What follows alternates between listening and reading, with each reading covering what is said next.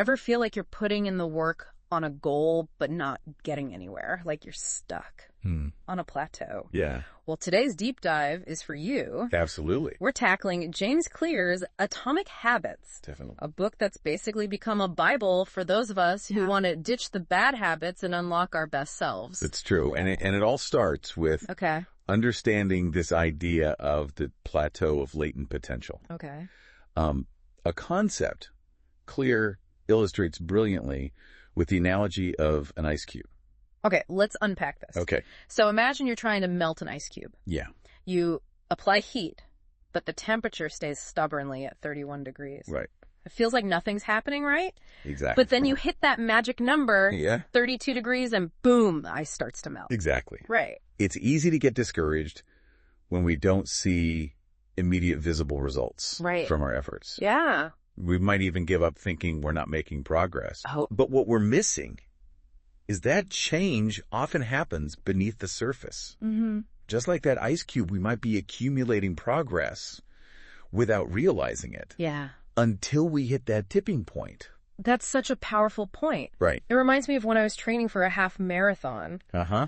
I was running consistently, but the miles felt harder, and I wasn't seeing the improvement I expected. Right. I was ready to throw in the towel, but then I remembered the plateau of latent potential. Okay. Yep. And decided to stick with it. Mm-hmm. Sure enough, I had a breakthrough a few weeks later. Yeah. I ran further and faster than I thought possible. You see, understanding this plateau is crucial. Yeah. Because it helps you persevere when motivation wanes. Right. Knowing that real change is happening beneath the surface can be the difference between giving up and pushing through to achieve your goals. It's like that quote, Yeah. overnight success is often 10 years in the making. I love that one. Right. Yeah. But it's not just about pushing through plateaus. It's also about understanding how small changes, those atomic habits, can lead to remarkable results. Absolutely. And that's where another key insight from Atomic Habits comes in identity-based change. Yes. Clear argues that lasting change doesn't come from simply modifying your actions, but from shifting your identity the way you see yourself at your core. Right. This is where it gets really interesting. Yeah. Clear says it's one thing to say, I want to write a book, but it's entirely different to declare, I am a writer. Yes. That small shift in language reflects a fundamental shift in how you see yourself. It's powerful. But what's the practical impact of this? Yeah. How does simply changing how you view yourself lead to lasting habit change? Let me give you an example from the book that really brings this to life. Okay. Clear talks about a woman who finally broke her lifelong habit of neglecting her teeth. Okay. She didn't do it by forcing herself to floss every night out of sheer willpower. Right. She did it by deciding she was the kind of person who cared for her health, inside and out. So it became part of her identity. Exactly. Her self-image. Yes. It wasn't just about the act of flossing. It was about aligning her actions with the person she wanted to be. Exactly. I love that. And that's where the magic happens. Yeah. The motivation to maintain the habit becomes intrinsic. Yeah. It's no longer about willpower or discipline. Right. It's about staying true to that identity you've embraced. It's like you're voting for your future self. Exactly. With each action you take, right? Yes. Clear uses that phrase in the book. He does. What are you voting for with your current habits? I love that. Are your actions aligning with the person you aspire to become? Yeah. That really made me stop and think, Yeah. What am I choosing for myself, not just today, but in the long run? Each choice, no matter how small, is like casting a vote for the type of person you want to be. Yeah. Want to be a writer. Write that one page, Right. even if it's terrible. Want to be a musician. Pick up that instrument, even if it's just for 5 minutes. Right. Right. Yeah. Those seemingly small actions are actually shaping your identity. Totally. Step by step. It's about progress, not perfection, right? Absolutely. So we're crafting our desired identity one small choice at a time. Absolutely. But how do we actually put this into practice? Right. How do we bridge the gap between who we are now and who we want to become? Well, that's where Clear's 4 laws of behavior change come in, right? absolutely. Yeah. These 4 laws provide a practical framework for understanding and changing any habit. And they build upon this idea of identity-based change. Okay.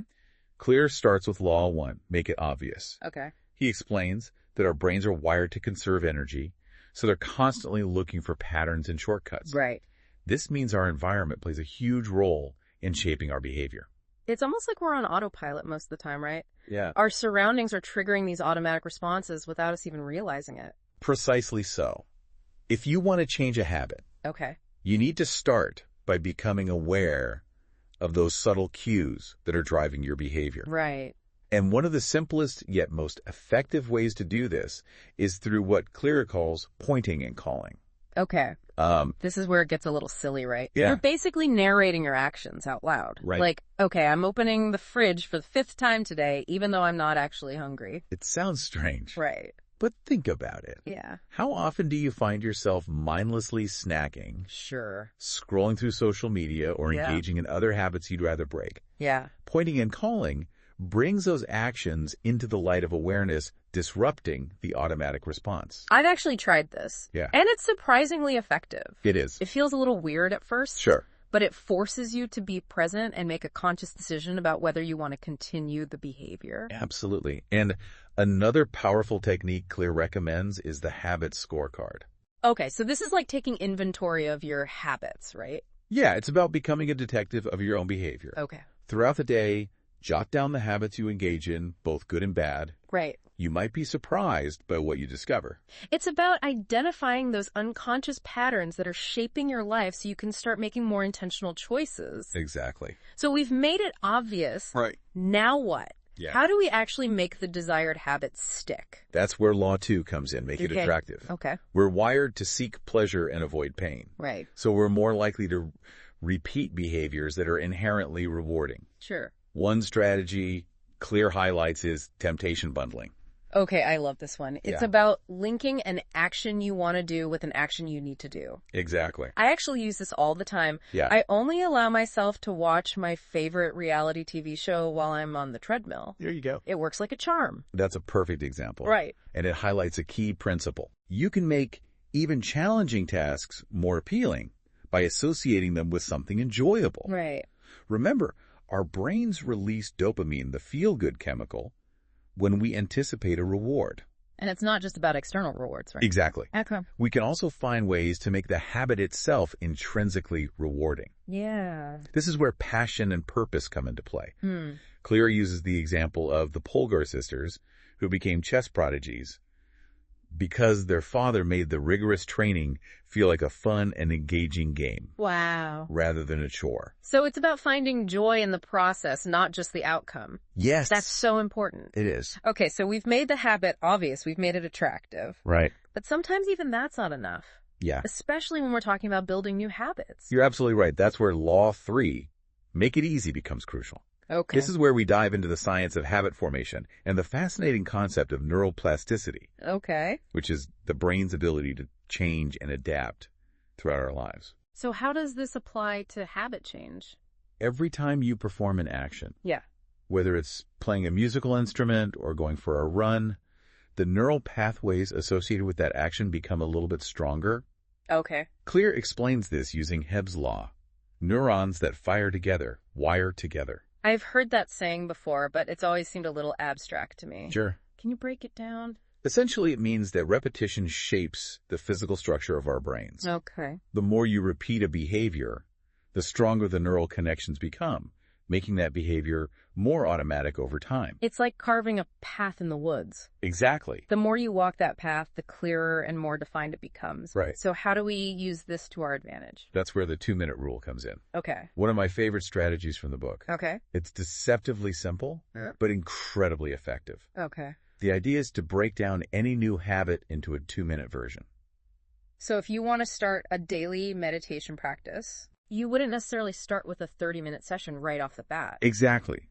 You might start by simply sitting quietly with your eyes closed for 2 minutes. Right. The goal is to make the starting point so easy that it's almost impossible to resist. Mm-hmm. Once you've overcome that initial hurdle, you're far more likely to continue. Right. Clear emphasizes that we often overestimate the importance of motivation and underestimate the power of simply starting. That makes sense. It's like tricking your brain into building momentum. Yeah. You start small, you build consistency, and before you know it, that 2-minute habit has blossomed into something much bigger. Right. Okay, so we've covered making it obvious, making it attractive, making it easy. Right. What's the final piece of the puzzle? The 4th law is all about making it satisfying. Okay. Our brains are wired to seek rewards. Yeah. And when we experience pleasure after a certain action, we're more likely to repeat it. Right. That's the basic principle of how habits are formed. And that's where habit tracking comes in, right? Absolutely. I'm a huge fan of this strategy. Yeah. There's something so satisfying about checking off a box. Totally. Or seeing a visual representation of your progress. Yeah. It's incredibly effective because it provides that immediate sense of accomplishment. Yeah. Think about it. When you see a streak on your habit tracker, you don't want to break it. Totally. It taps into our desire for consistency and progress. Right. And it doesn't have to be anything fancy either. Right. Even just using a simple calendar to mark off the days you complete your habit can be surprisingly motivating. It's about making the invisible visible, right? Yeah. It gives you that tangible sense of accomplishment that can be so powerful. Absolutely. Especially when you're dealing with those plateaus we talked about earlier. Precisely. And Clear takes it a step further with his discussion of commitment devices. Okay. Which are essentially strategies we can use to engineer our environment and make desired behaviors more likely. He tells this fascinating story about Victor Hugo, the famous writer who literally locked away all his clothes so he wouldn't be tempted to leave the house and could focus solely on writing. It's a bit extreme, but it perfectly illustrates the point. Right.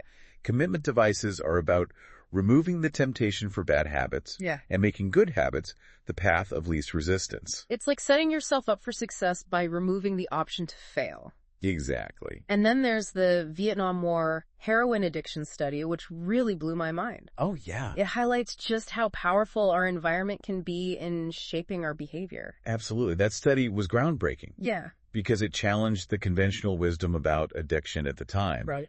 It found that a surprisingly high percentage of soldiers who were addicted to heroin in Vietnam simply stopped using when they returned home. Because they were no longer surrounded by the cues and triggers associated with their addiction. Precisely. It shows how much of our behavior is influenced by context. Exactly, and it underscores a crucial point. Changing your environment can be just as effective, if not more so, than relying solely on willpower. So it's not just about personal responsibility, it's about creating an environment that supports your goals. Exactly. And that leads perfectly into Clear's discussion about finding what works for you. Yes. He talks about the explore-exploit trade-off, which sounds pretty technical. Yeah. But it's actually a really important concept when it comes to habit change. It's about finding that sweet spot between trying new things and sticking with what works. Okay. In the exploration phase, you experiment with different strategies, tools, and approaches. Right. To discover what resonates with you, then you shift into exploitation mode. Okay. Where you focus on optimizing and maximizing the strategies that have proven effective. It's like finding your own personal recipe for success. Absolutely. We're all wired differently, so what works for one person might not work for another. Right. It reminds me of the example Clear shares about Michael Phelps. Oh, yeah. The Olympic swimmer. Even someone with extraordinary talent still needs to find the training regimen that aligns with their individual strengths. Absolutely. Phelps's coach recognized this and tailored his training accordingly, allowing him to achieve those incredible feats in the pool. It's about recognizing your own unique strengths and finding the strategies that play to those strengths. Exactly. But even with the right strategies in place, how do we ensure we're continually improving? That's where reflection comes in. Okay. Clear emphasizes the importance of regularly reviewing your habits, tracking your progress, and identifying areas for adjustment. He uses the example of the LA Lakers basketball team. Right. And their career best effort program where they meticulously tracked their performance and made small adjustments based on the data. I love that example. It's fascinating how this approach led to significant improvements over time. It highlights a crucial principle. Yeah. Consistent reflection is key to optimizing any process, not just athletic performance. It's about taking a step back, analyzing what's working and what's not. Yeah. And making those small course corrections to stay on track. It's so easy to get caught up in the day-to-day grind and forget to pause and reflect. It's true. This deep dive has been a fantastic reminder of the power of those small atomic habits and the importance of approaching change with intention and awareness. Absolutely. Any final thoughts to leave our listeners with? Remember Clear's powerful message. Success is the product of daily habits, not once-in-a-lifetime transformations. Yeah. Small changes compounded over time can lead to remarkable results. Love it. So start small, stay consistent, and embrace the journey. Yeah. You got this. I love that so much wisdom packed into Atomic Habits. This has been a truly insightful deep dive. Thanks for joining us today.